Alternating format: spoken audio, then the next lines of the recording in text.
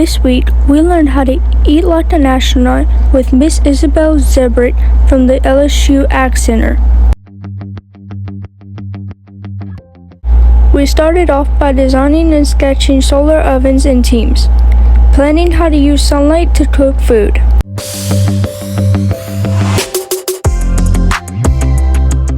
Then we built our solar ovens using different materials to test how well they could trap heat.